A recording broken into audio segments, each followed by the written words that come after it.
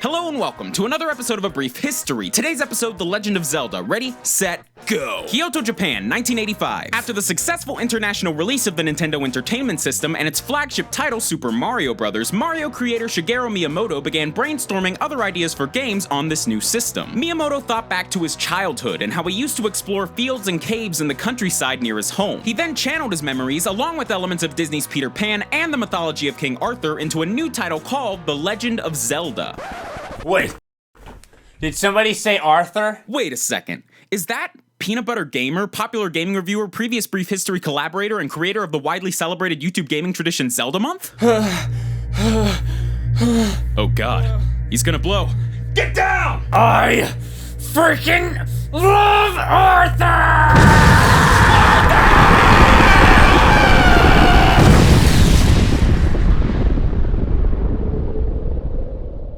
You feel better? Yeah, actually I do. Thanks for asking. Well, good, because you kind of exploded my Zelda Brief History before it even got started. Oh, you're doing a Zelda episode? My bad. I kind of have selective hearing. Well, it is still November, so while I've got you here, want to make it a collab? You know, this is the year of Zelda's 30th anniversary, and as Zelda Month winds down, a retrospective seems pretty fitting, so what do you say? Oh, sure. I mean, it's not like I've been doing Zelda videos on both my main channel and my second channel for nearly a month now. I don't need a break or anything. I can help you out. And who knows? Maybe this will finally be the one that does me in. All right, rad, let's do this. But you are my guest, so after you. All right, fine. Let me see where we are here. The Legend of Zelda was released on August 22nd, 1987, and it was a massive departure from other games of that era. Players were placed into the role of an adventurous boy named Link and tasked with collecting 8 shards of the sacred artifact known as the Triforce in order to defeat some evil pig dude named Ganon and rescue the Princess Zelda. And all of this was done from a unique overhead perspective, allowing the players to freely roam the expansive land that was Hyrule. Yeah, look at this. This wasn't some 5-minute long game like Atari's Adventure.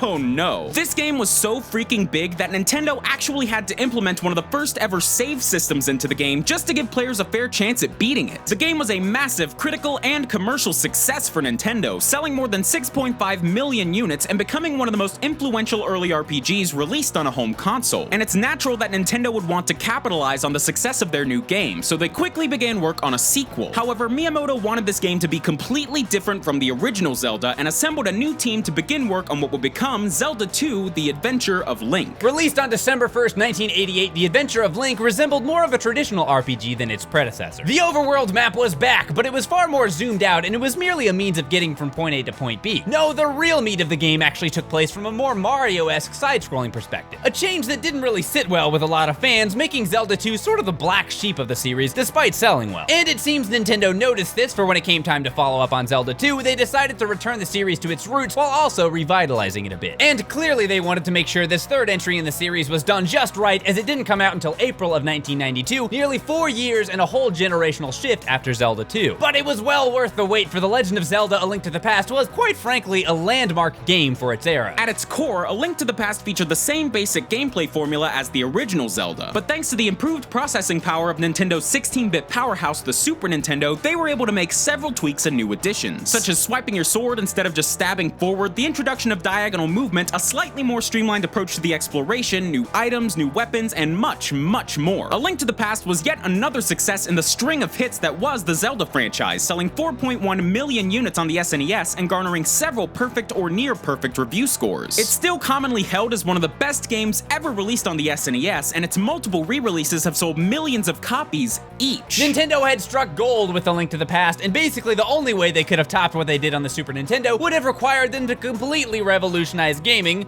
so they completely revolutionized gaming. With the release of the Nintendo 64 and games like Super Mario 64, Nintendo helped usher gaming into the third dimension and basically laid the groundwork for almost all 3D platformers to come. And after that, they decided to do the exact same thing for the adventure game genre with The Legend of Zelda: Ocarina of Time on November 23rd, 1998. Yeah, take that!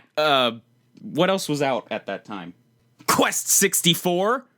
You got a stupid name. Now, while it might have been easy to mistake Ocarina of Time as just A Link to the Past in 3D, A lot more thought and care went into this title than you might expect. Most notably, the introduction of lock-on targeting solved a lot of the problems that developers of early 3D titles were facing. Not to mention that the game's sheer scope and graphical prowess was pretty unprecedented at the time. To call Ocarina of Time a hit would not be doing the game justice. While over 7.6 million copies were sold during its lifetime, what's more impressive is that Ocarina is still consistently named as one of the best video games ever made. For a while, it was considered the best game of all time by many fans and critics in the industry, and some would argue that it still holds that title. Nintendo knew that following up Ocarina of Time was going to be difficult, so instead of trying to one-up themselves with an even bigger, better, trendsettier game, they instead decided to go in a completely different and more experimental direction. On October 26, 2000, the company released The Legend of Zelda Majora's Mask for the Nintendo 64, a game that reused a lot of Ocarina's assets so that its development could be completed in just a year. The title also featured an untraditional story structure, which saw the player reliving the same 3-day loop over and over again until they were able to stop this constipated nightmare from crashing into the world and killing, well, everything. Oh yeah, I kind of forgot to mention, this game's storyline was darker and more mature than pretty much every other Zelda game before or since. If you've watched this channel long enough, then you know that there's a theory that Link might be dead in this game, like straight dead, like fall down the tree trunks, go through the swirly color faces, and then dead. It's not fact, it's just a theory, but it just stands to reason that it ain't no Sunshine Lollipops, it ain't no Pokemon Sun and Moon, it ain't no King's Quest. Stop trying to make that a thing, it's not gonna happen. While Majora's Mask wasn't as commercially successful as Ocarina of Time, selling a little over 3 million copies during its lifetime, that wasn't Nintendo's goal with this game. Their goal was to tell a different and more unique story within the Zelda universe, and they most definitely succeeded. And the game has since gained a massive cult following, with some fans arguing that it's even better than Ocarina of Time. Later that same year, Nintendo showed off a tech demo for their next Zelda game on their brand new, sure-to-be financially successful and commercially competitive console, the GameCube. Don't hate me, I love the GameCube, I grew up on it, but it didn't do that well. PS2 kinda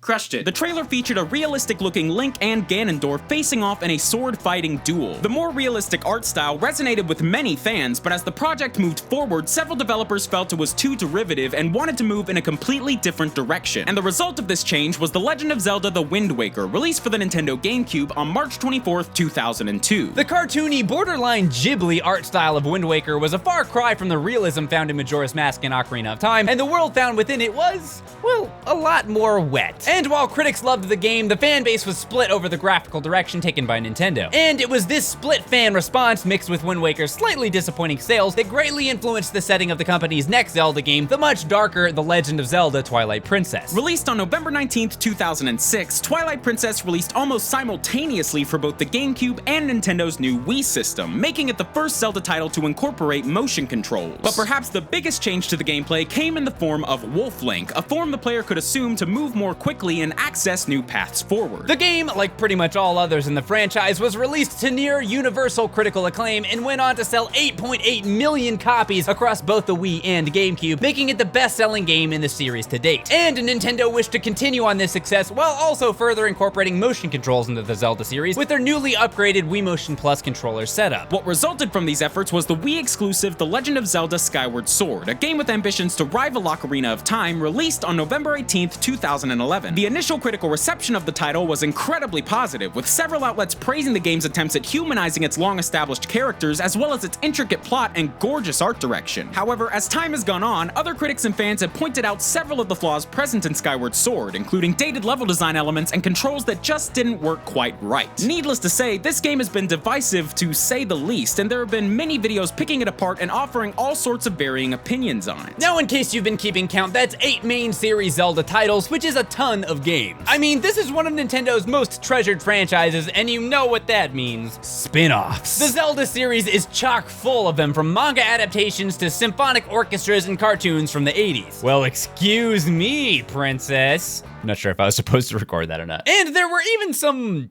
games? Can we call them games? There were a few electronic media things released for the Philips CDI that still haunt us to this day. But the series is also full of games released for Nintendo's handheld consoles, most of which actually followed the gameplay formula of A Link to the Past. The first of these games was The Legend of Zelda Link's Awakening, released on the Game Boy in August of 1993, which was then re-released for the Game Boy Color in 1998. It was followed up on May 14th, 2001 by a pair of titles called The Oracle of Ages and Oracle of Seasons, games that focused on puzzle solving and combat respectively and could be linked together to unlock special items and additional story. On December 2nd, 2002, a new multiplayer-focused Zelda game titled Four Swords was released on the Game Boy Advance alongside a GBA port of A Link to the Past. And the Four Swords formula even went on to see a release on the Nintendo GameCube called Four Swords Adventures on June 7th, 2004. And the last of the Zelda franchise's GBA spin-offs would come in the form of 2005's The Minish Cap, in which Link got all tiny and his hat was also a duck or something, whatever, I don't know. But have no fear, the Nintendo DS would pick that Zelda spin-off baton right back up with the release of The Legend of Zelda Phantom Hourglass on October 1st, 2007, and Spirit Tracks on December 7th, 2009, both of which were continuations of the story and art style featured in Wind Waker. And finally, the Nintendo 3DS would be given a slew of games as well, boasting enhanced remakes of both Ocarina of Time and Majora's Mask, as well as a spiritual successor to A Link to the Past, known as A Link Between Worlds. This game, released on November 22nd, 2013, was heavily praised for bringing the series back to its much simpler roots, similar to how the original Link to the Past was praised way back in 1992. And Nintendo later used the core of this game to put together yet another handheld spin-off, this time a co-op adventure game known as Triforce Heroes. A game that was nowhere near as acclaimed as A Link Between Worlds, but sold decently well and gave the world such gifts as Cheerleader Link, Cheetah Link, and 80s Hair Metal Link, so I don't know about you, but it's a perfect 10 out of 10 in my book. Now, for the longest time, handhelds were the only place you could really find Zelda spin-offs, with the exception of the aforementioned Four Swords Adventures and something like Link's Crossbow Training. But that all changed with the release of the Nintendo Wii U, which saw HD remasters of both Wind Waker and Twilight Princess in 2013 and 2016 respectively. However, it was in between those games in late 2014 that the world saw perhaps the weirdest Zelda spin-off yet, a crossover between the Zelda series and the Dynasty Warriors franchise known as Hyrule Warriors. This game basically threw off the shackles that kept the series grounded and just let it run wild, providing perhaps the most fast-paced and action-heavy game in the entire franchise. The game garnered some pretty positive reviews, sold decently well, and even saw a 3DS port in 2016. But throughout all of this, all of these remakes and handheld spin-offs, any signs of a new main series console Zelda were faint at best. The most fans had to hold on to was a brief teaser trailer from E3 2014. That was until E3 2016, when Nintendo officially unveiled The Legend of Zelda Breath of the Wild. Slated for release on both the Wii U and the upcoming Nintendo Switch in 2017, Breath of the Wild looks to be yet another huge leap for the Zelda franchise, more or less ditching the formula it had been following ever since 1998 in favor of a more open world experience reminiscent of both the original Zelda and games like The Witcher and Skyrim. And this new direction, while inspiring some skepticism, has gotten most Zelda fans both intrigued and very excited to see what Nintendo's got cooking. I'm imagining you're gonna use a gameplay clip of Link cooking in the pot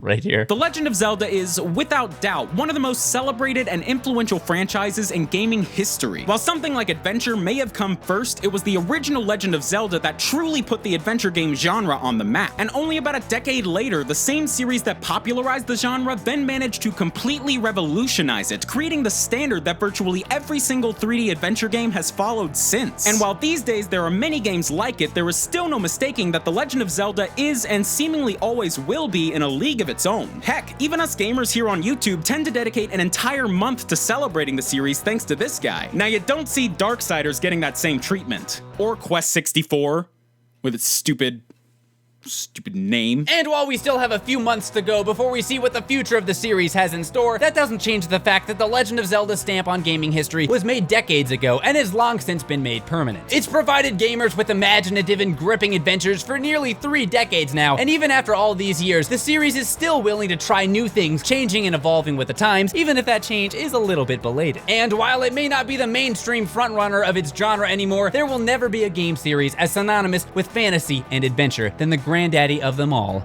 The Legend of Zelda. Thanks for watching, guys. DFTBA.